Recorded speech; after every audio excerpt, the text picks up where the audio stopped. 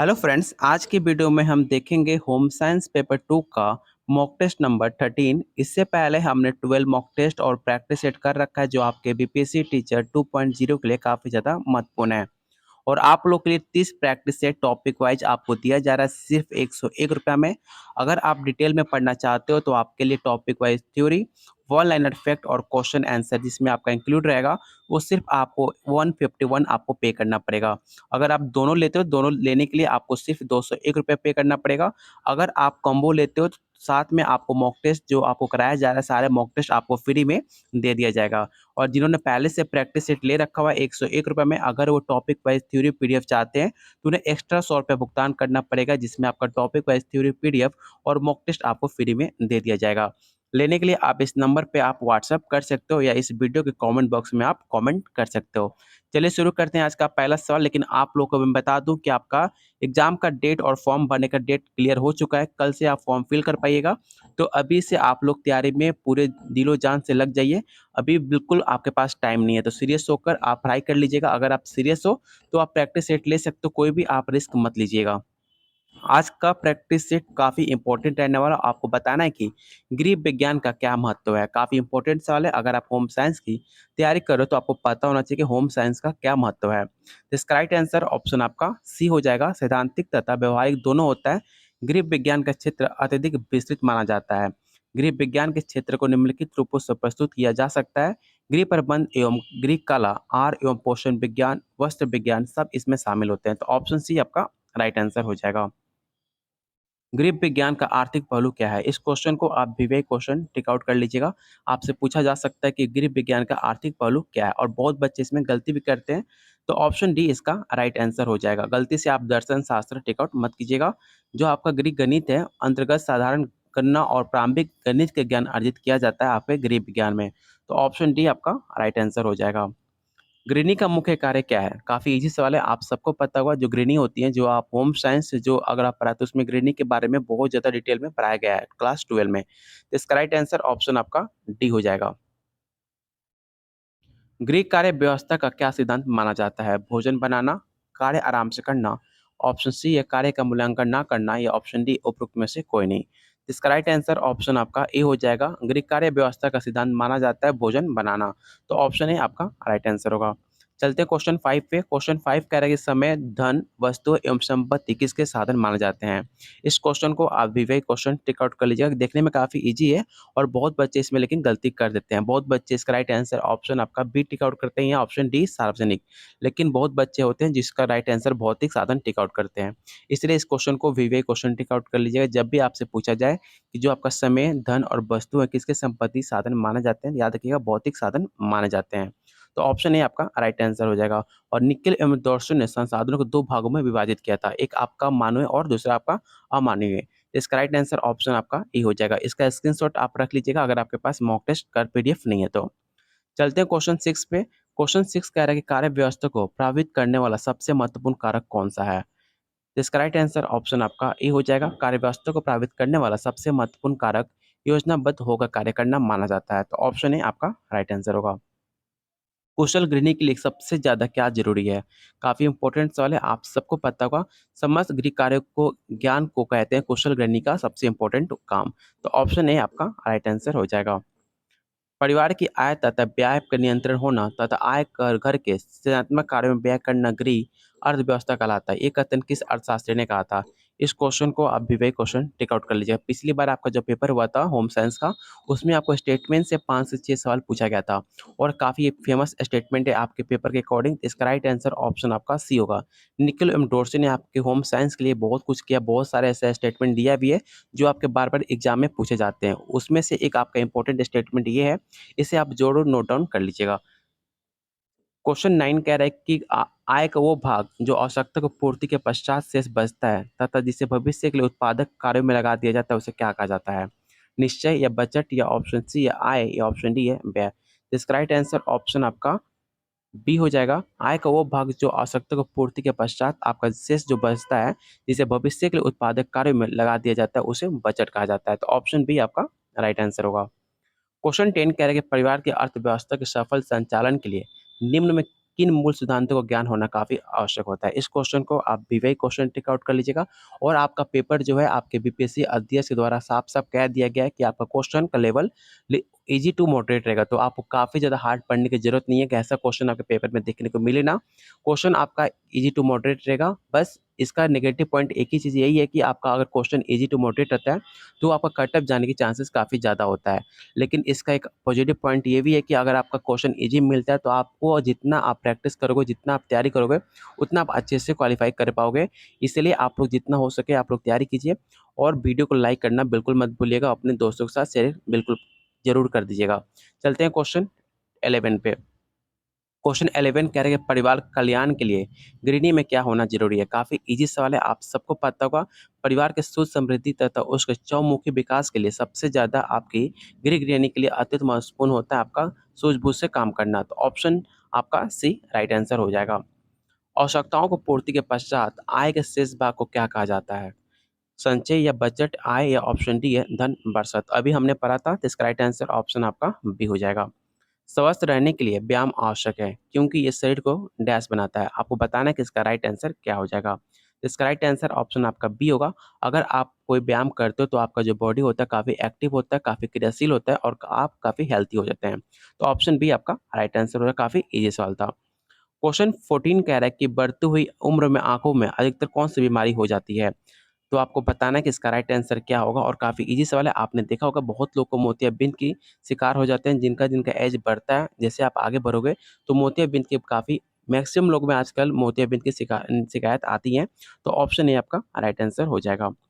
दूषित भोजन से फैलने वाला रोग कौन-सा है? इस क्वेश्चन को आप विवेक क्वेश्चन टिक आउट कर लीजिए। देखने में काफ़ी ईज़ी लग रहा होगा, लेकिन इसमें आपके 75% बच्चे इसमें गलती कर देते हैं। कन्फ्यूज़ होते हैं कि इसको किसमें काउंट करें, हैजा में या रिक्टस में। इसे याद रखिएगा, अगर दूषित भोजन से फैलने वाले रोग की बात की जाए तो आपका ऑप्शन सी आपका राइट आंसर होगा, हैजा। और बात की जाए रिक्टस की, तो रिक्टस यहाँ पे आप देख सकते हैं, जो आपका रिक्टस होता है वो आपका विटामिन डी की कमी से होने वाला रोग है। और आपको जो प्रैक्टिस सेट मॉक टेस्ट दिया जा रहा है, आपको बिल्कुल डेफ़िनेशन के साथ दिया जाएगा। आप यहाँ पर अच्छे से आप एक्सप्लेनेशन पढ़ सकते हो, जिसमें आपको 3 से 4 सवाल आप ऑलरेडी इसमें दिया रहता है। जैसे यहाँ पे दिया है कि रेक्टस विटामिन डी की कमी से होने वाला रोग है। अगर आप डिटेल में पढ़ लेते हो, तो आपको पूरा ओवरऑल आपका होम साइंस की तैयारी हो जाती है। कोई भी एक क्वेश्चन स्किप नहीं होगा, कोई ऐसा क्वेश्चन नहीं बचेगा जो आपको practice set, mock test, topic wise theory सब कुछ दिया जा रहा है, जिसमें एक भी क्वेश्चन ना आने के चांसेस काफ़ी हद तक कम है। क्वेश्चन 16 कह रहा है कि शरीर के रक्त को शुद्ध करती है। आपको बताना है जो आपका ब्लड है, ब्लड को शुद्ध कौन करता है? Carbon dioxide, nitrogen, option C oxygen, या ऑप्शन डी है हाइड्रोजन। तो आपने अगर बेसिक भी अगर आपने साइंस पढ़ा होगा तो आपको पता होगा जो आपका ऑक्सीजन है, वो आपको ब्लड को जो होता है वो आपको शुद्ध करता है। तो ऑप्शन आपका सी राइट आंसर हो जाएगा। और यहाँ पे देख सकते हैं जो आपका ऑक्सीजन है एक रंगीन, मतलब ऑक्सीजन का कोई कलर नहीं होता, वो रंगीन होता है और जो गंधीन और आपका स्वादिष्ट गैस होता है, ठीक है? इस पॉइंट को भी आप ज़रूर याद रखिएगा। क्वेश्चन 17 कह रहे हैं कि धूम्रपान के किस रोग के बढ़ने की संभावना होती है? जो स्मोकिंग करते हैं, जो स्मोकिंग करने वाले हैं, उन्हें किस तरह की बीमारी होने की सबसे ज़्यादा चांसेस होती है, आपको बताना है। तो आप सबको पता होगा जो स्मोकिंग करते हैं, जो आपके हेल्थ के लिए काफ़ी ज़्यादा हानिकारक है, जो साफ-साफ उस पे लिखा होता है कि आपको स्मोकिंग करना आपके हेल्थ के लिए काफ़ी ज़्यादा हानिकारक है, फिर भी लोग करते हैं क्योंकि उनका फैशन है। तो ऑप्शन बी आपका राइट आंसर हो जाएगा। अगर आप हद से ज़्यादा कोई भी चीज़ करते हो तो आपके हेल्थ के लिए काफ़ी ज़्यादा हानिकारक हो जाता है। तो ऑप्शन बी आपका राइट आंसर होगा। कैंसर का बीमारी का उन्हें शिकायत मिल जाती है। प्राथमिक स्वास्थ्य केंद्र के मुख्य प्रशासनिक अधिकारी कौन से होते हैं, आपको बताना है। इस क्वेश्चन को आप विवेक क्वेश्चन टिक आउट कर लीजिएगा और इसका राइट आंसर ऑप्शन ई होगा। विश्व स्वास्थ्य संगठन का प्रबंधन कौन करता है, आपको बताना है। काफ़ी इंपॉर्टेंट सवाल है आपके होम साइंस पेपर 2 वालों के लिए। इसका राइट आंसर ऑप्शन आपका ए हो जाएगा। विश्व जनसंख्या की रक्षा का प्रबंधन विश्व स्वास्थ्य डब्ल्यूएचओ करता है, जिसकी स्थापना की बात की जाए तो 7 अप्रैल 1948 ईस्वी में इसका न्यूयॉर्क में इसकी स्थापना की गई थी। इस पॉइंट को भी आप जरूर नोट डाउन कर लीजिएगा। अगला क्वेश्चन आपको बताना है कि भारतीय परिवार नियोजन संस्था का गठन कब हुआ था। ये सवाल आप करंट में बात की जाए तो यूपी पीजीटी में 2022 में पूछा गया था कि भारतीय परिवार नियोजन संस्था का गठन कब हुआ था? 1959, 51, 1961 या 1964? इसका राइट आंसर ऑप्शन आपका बी हो जाएगा। भारतीय परिवार नियोजन संस्था का गठन 1951 में हुआ था, जिसका कल्याण, मृत्यु कल्याण, शिशु कल्याण और परिवार कल्याण को कार्यक्रम संचालित किए जाने का मुख्य उद्देश्य था। तो ऑप्शन आपका बी राइट आंसर हो जाएगा। भारतीय रेड क्रॉस सोसाइटी की शाखा होती है प्रत्येक किस नगर में होता है या किस जगह पे होता है, आपको बताना है। और रेड क्रॉस से हमेशा आपके 1 से 2 सवाल आपके पेपर में हर साल पूछे जाते हैं। याद रखिएगा, भारतीय रेड क्रॉस सोसाइटी की शाखा प्रत्येक कस्बे में होती है, जिसकी स्थापना की बात की जाए तो 1920 में इसकी स्थापना होती है। तो ऑप्शन सी आपका राइट आंसर हो जाएगा। राष्ट्रीय परिवार कल्याण केंद्र पर निम्नलिखित कार्य कौन-कौन से होते हैं, आपको बताना है। तो राष्ट्रीय परिवार कल्याण केंद्र पर परिवार नियोजन से संबंधित कार्य किए जाते हैं। तो ऑप्शन ए आपका राइट आंसर होगा। गलती से आप ऑप्शन डी टिक आउट मत कीजिएगा। जो आपका डी देता है ना, वो एक लालच होता है। वो आपको एक क्या बोलते हैं, साइकोलॉजी गेम होता है। डी ऑप्शन देकर बहुत बच्चे इसमें डी टिक आउट करते हैं और आप 1 नंबर फ्री में गँवा देते हो। तो डी देकर आपको लालच नहीं करना है। आपको अच्छे से ऑप्शन को आप पढ़िएगा और बिल्कुल भी नर्वस मत होइए। कोई भी क्वेश्चन आप पेपर देने जा रहे हो तो आप जितना आपका दिमाग शांत रहेगा उतने अच्छे से आप पेपर दे पाओगे। इसलिए आप ऑप्शन डी देखकर कोई लालच मत कीजिएगा। पूरे ऑप्शन को अच्छे से पढ़कर क्वेश्चन के अकॉर्डिंग आप आंसर आपको टिक आउट करना है। चलते हैं क्वेश्चन 23 पे। क्वेश्चन 23 कह रहा है कि वायु में कार्बन डाइऑक्साइड कितने प्रतिशत होती है। काफ़ी ईज़ी सवाल है, आप बचपन से पढ़ते आ रहे हो कि वायु में कार्बन डाइऑक्साइड की मात्रा आपकी 0.03% होती है। वही बात की जाए आपके ऑक्सीजन की, तो ऑक्सीजन की मात्रा आपका 20.95% होता है और सबसे ज़्यादा आपके वायु में याद रखिएगा आपका नाइट्रोजन होता है। कितना होता है? तो 78.08%। ये सारे पॉइंट को आप ज़रूर याद रख लीजिएगा। सबसे कम मात्रा होता है आपका मोनोक्साइड, हाइड्रोजन सब कुछ मिलाकर 0.9% आपका मात्रा होता है आपके वायु में। तो ऑप्शन बी आपका राइट आंसर हो जाएगा। जो आपके कार्बन डाइऑक्साइड की मात्रा पूछी गई थी, तो आपका रहेगा 0.03% कार्बन डाइऑक्साइड की मात्रा होती है आपके वायु में। मनुष्य सामान्यतः 1 मिनट में कितनी बार साँस लेता है? काफ़ी ईज़ी सवाल है। आप खुद वीडियो को पॉज़ कर एक बार आप टाइमर लगाकर आप खुद एक बार चेक कर सकते हो, आप कितनी 1 मिनट में कितनी बार आप साँस लेते हो। और बात की जाए नॉर्मल जो मैक्सिमम, अगर पीपल काउंट किया जाए तो मैक्सिमम 12 से 18 बार 1 मिनट में आप साँस ले सकते हो। आप खुद भी ट्राई कर सकते हो टाइमर लगाकर कि आप कितनी बार साँस लेते हो। तो ऑप्शन सी आपका राइट आंसर होगा। और याद रखिएगा 1 मिनट में जो है आपका 72 बार दिल धड़कता है। आपने पढ़ा भी होगा। चलते हैं क्वेश्चन 25 पे। क्वेश्चन 25 कह रहा है प्रजनन शक्ति में कमी किस विटामिन के अभाव में होती है? विटामिन ए, विटामिन डी या विटामिन ई या ऑप्शन डी है विटामिन के।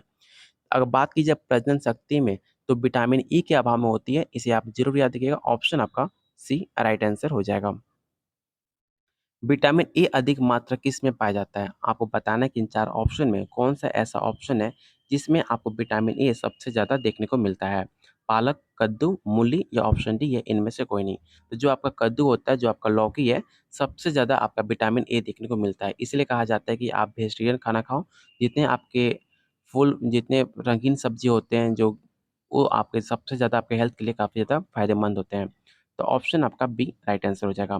27 क्वेश्चन कह रहा है कि विटामिन डी की कमी से होने वाला कौन-सा रोग होता है? तो मैंने बहुत बार आपको बता चुका है कि विटामिन डी की कमी से आपका सूखा रोग होता है, जिसे आप रिकेट के नाम से जानते हैं। तो ऑप्शन ए आपका राइट आंसर हो जाएगा। क्वेश्चन 28 कह रहा है कि पेप्सिन नामक एंजाइम कहाँ पर पाया जाता है? मैंने पहले भी बता रखा है कि पेप्सिन नामक एंजाइम जो होता है आपके जठर राष्ट्र में देखने को मिलता है। तो ऑप्शन आपका बी राइट आंसर होगा। स्टार्च का संक्रमण बदलने वाला एंजाइम का नाम क्या है? लाइपेज, रेनिन, टाइलिन या ऑप्शन डी है पेप्सिन। इस क्वेश्चन को आप वी क्वेश्चन टिक आउट कर लीजिएगा। ऐसे सवाल आपके पेपर में देखने को ज़रूर मिलेगा और इसका राइट आंसर ऑप्शन आपका सी होगा। स्टार्च को शर्करा बदलने वाला आपका एंजाइम का नाम टाइलिन है। तो ऑप्शन सी आपका राइट आंसर हो जाएगा। जठर रस किसे पचाता है? अभी आपको बताया, जो आपका जठर रस है वो आपको केवल प्रोटीन को पचाने का सहायता करता है। ऑप्शन सी आपका राइट आंसर होगा। क्वेश्चन 31 कह रहा है कि यकृत अतिरिक्त शर्करा को किस वस्तु में बदल देता है?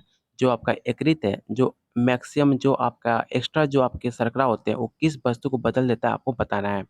इसका राइट आंसर ऑप्शन आपका डी होगा, ग्लाइकोजन। ऑप्शन डी आपका राइट आंसर हो जाएगा। अगला क्वेश्चन कह रहा है कि मनुष्यों में कार्बोहाइड्रेट का पाचन कहाँ से प्रारंभ होता है? इस क्वेश्चन को तो मोस्ट इंपोर्टेंट टेक आउट कर लीजिएगा और याद रखिएगा, मनुष्यों में कार्बोहाइड्रेट का पाचन आपके मुख्य गुहा से प्रारंभ हो जाता है।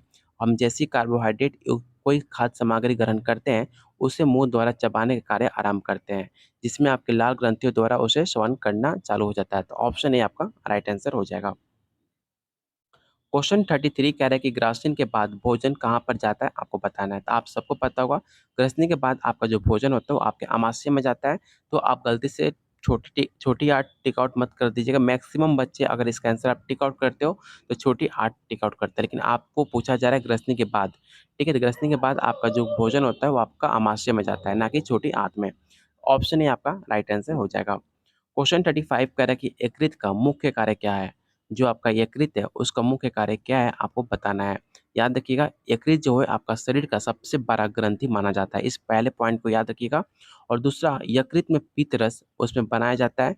यकृत शरीर से अनेक महत्वपूर्ण कार्य होता है जैसे कि पित्त रस का शोधन करना, ग्लाइकोजन के रूप में ग्लूकोज का संचय करता है, वसा का संश्लेषण एवं संचय, विटामिन का संश्लेषण एवं संचय, मतलब बहुत सारा काम है आपके बॉडी फिल्टर करने का काम करता है आपका यकृत।